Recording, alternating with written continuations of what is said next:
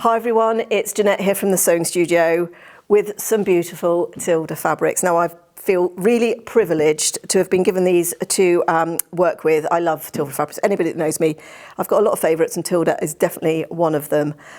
So today what we're going to have a look at, this is the new Songbird range, and what we're going to look at is one of the patterns that Tilda has released to go alongside the fabric range. Now for those who haven't seen it already, you can go on to Tilda's website, which is tildasworld.com. And every time she brings out a new pattern, fabric range, she brings out new patterns to go alongside it. And there's normally a quilt, and there's normally at least one other smaller project that goes with it as well. This particular quilt is all butterflies, and she's actually done it in two colourways. And the colourway I've done it in is the peach version. Now I'm just going to bring this in to camera, because this is the pattern that, let's say, we'll put a link to it, but you can go onto Tilda's World and download it. And it lists all the fabrics, and it goes through, there's the graphic of the full quilt, and then you've got all the instructions on how to make the blocks. I think I've skipped some pages here, I think they're double-sided. So you can see there, all the pattern is all available as a PDF that you can download, and it's all free. It's all free. Also, there are other patterns that she's done for other fabric ranges. So if you don't particularly like this pattern, but you love the fabric, but want to do something else, go on there. There's loads of different ideas and loads of different colorways, and absolutely interchangeable. You can just swap between the patterns and the fabrics. So we're going to have a look today at how to make the butterfly block. Now, I'm not going to go into it in the full detail because that is available for you in the pattern, but I'm just going to share with you some bits of how to make it and some of the tips and tricks that I thought were useful as I went along, and I found really helpful when putting this block together. Now the whole pattern is based on what might be called the flip and stitch method. Some people call it snowballing corners. So let me just bring the quilt in, and you can see here all these pieces have had sort of a little bit added to them. So every section has a snowballed corner or a flip and stitched corner. So once you get used to doing the flip and stitch, it's really quite easy. Now the biggest thing I found with this was just keeping yourself organised, because there's lots of different fabrics and there's lots of different measurements and lots of different angles. So it really is just about working through it methodically, just taking your time and just sort of checking back, making sure you've got the right piece in the right place with the right angle. But apart from that, the blocks themselves came together really quickly. So let's put that under, and I'm going to show you my workings, and some of it's scribbles, but this is my working document that I actually used to make that quilt. Let me just put the pattern aside for a moment. The first thing I did is I went through my fabrics. Now I wasn't given the whole collection to work with, so I had to determine which fabrics I had. Now in the quilt itself, there are 5 different butterflies that use different fabric combinations, and she tells you how many of each you need. Now because I just did the 4, I just picked out 4 with the fabrics that I had, and you can see here that I just listed the fabrics. So I just pulled the information out from this block and just wrote it in pencil. That just made more sense to my brain, basically. So they were the 5 fabrics. You need 2 for the top part of the wing, 2 for the bottom wing, and then there's a separate body, fabric for the body. So it's 5 fabrics in total, and then the background. So I just went through and pulled out the numbers for each of the fabrics, for each of the butterflies. And then where I didn't have a fabric, so there you can see I didn't have fabric number 12, so I just substituted with one of my other fabrics, and I've used fabric number 10 instead. So this now is my key for putting together my butterfly blocks that I used.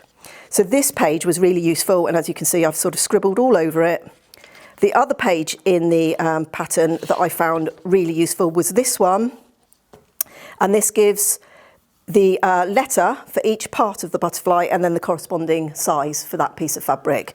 So between those 2 pages, they sort of acted as my guideline for the fabrics, for the sizes, and for the number I needed to cut.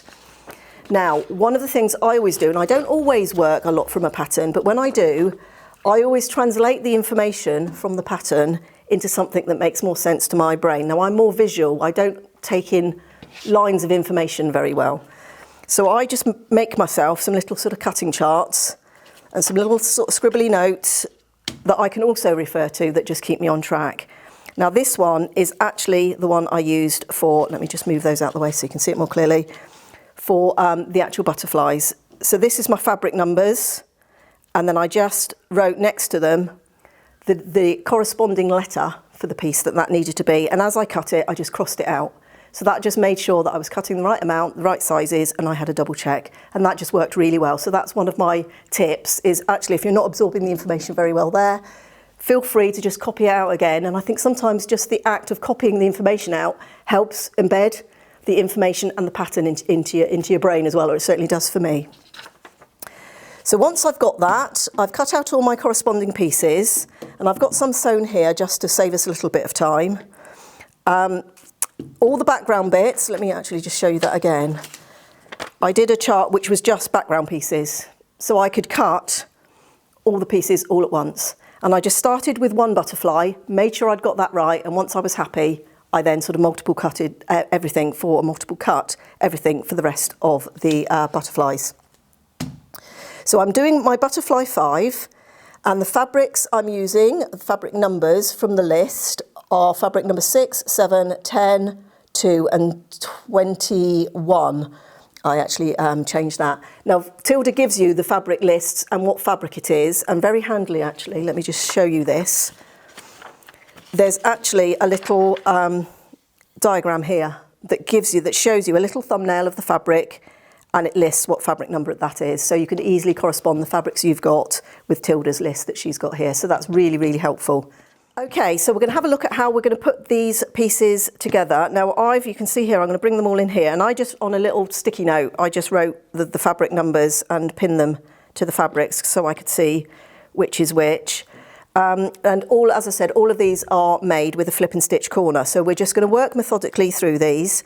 Now, I'm going to refer to the diagram, because I found this really helpful for two things. One, for finding where the fabric went, but also looking at where the corner went, the flip and stitch corner, and what angle it needed to be at. So this was really one of the key documents that I kept referring to as I was sewing to check, have I got the angle right? Is that fabric in the right place? Have I got the angle right? And that's really the only place you can sort of really go wrong with it, is perhaps put the fabric on the wrong corner. So we're going to start with number 6 here. So this is going to be this part of the butterfly wing here. And for me, it's this lovely lady, and I think she's called Aubrey, and the colourway is Sage, and it's absolutely beautiful. And we're just going to snowball there, that corner. And if we look on this diagram, so there's the piece we're doing. So we need a fabric D square, and that's a 2.5 inch square. So I've got my background fabrics cut out here. So there's my 2.5 inch square. Now I've already drawn a line on it. Now I can either refer to that, but in real life I didn't have that. So I'm going to refer back to there, and I can see that that needs to go onto that bottom corner. And the angle is like that. So let's pin that one on. I'm going to pin them all, and then we'll take them to the machine and sew them all. Oh, I've picked up another bit of fabric under there. So that's going to be one. Now the other piece for number 6 is this piece here. So that's a background strip. And then we're going to snowball that corner, and that's going to be that little square that we cut from the same fabric. So this is my background strip. I do need to draw a line on the back of this one. And I'm just going to go through, do the same on all the pieces, find the next piece, see where the angle needs to go, and pin. And I'm just going to keep referring back to that diagram. So if I do that, that's how that fabric's going to end up there. So let's pin that one. And I'm just going to keep going, referring to my diagram as to where each piece goes.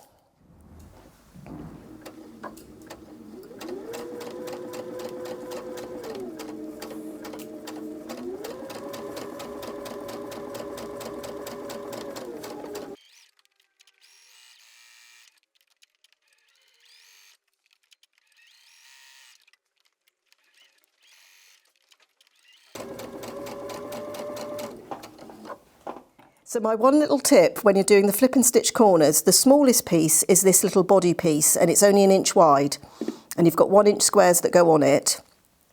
So my top tip that I found was really useful when I was adding these was just to add a dab of glue to hold it.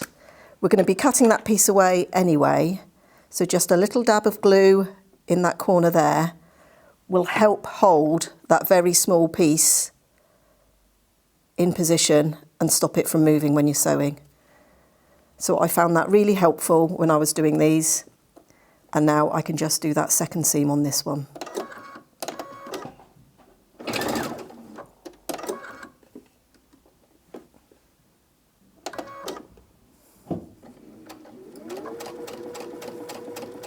So there we are, that's all my pieces stitched, including that fiddly little narrow one. It's not difficult, just take your time, just go gently, and I've just sewn on those lines on all of those pieces. Now my other top tip was, just so that I had a safety net with all the angles, is I didn't trim any of my fabrics away at this point until I'd laid out all the pieces of the butterfly. So I'm just going to quickly press all of these back with the iron, and then we'll lay it out, because then that gave me a check that I could still make sure that I had the right pieces and the right angles. Also, just be a little bit careful, there are some directional fabrics, so just to make sure that I had all my directions correct. So I've got all my pieces laid out, and as I said, I've kept the backing fabrics on. I've not trimmed anything away, and I didn't until I had everything laid out, because that does mean that if I've got something on in the wrong corner or the wrong angle, I can still change it and I haven't lost anything. So I just referred to the diagram to do that. Now the pattern tells you to put these two smaller pieces together, so once we trimmed, and then you're going to sew them together in vertical rows, and then the whole butterfly just comes together really quickly. So once you've actually got your snowballed corners or flip and stitch corners on, the sewing part of it actually goes really quickly in terms of putting that butterfly together. So let's just have a look at the quilt again. So I say I made 4 butterflies, so that's going to be my 5th colourway in that. It's on this beautiful sort of background fabric, one of the fabrics in the range that Tilda's used for the background. So it's really soft and muted. There isn't a high contrast, but it just works really, really well. The fabrics were gorgeous to work with. Like I say, it was an absolute treat to work on this and work with the lovely fabrics. So I hope you managed to grab your fabrics. I hope you give the project a go. If not this one, go and have a look, as I said, on Tilda's website. There's loads of other inspiration there for you. And I hope you'll join us again here next time in the Sewing Studio.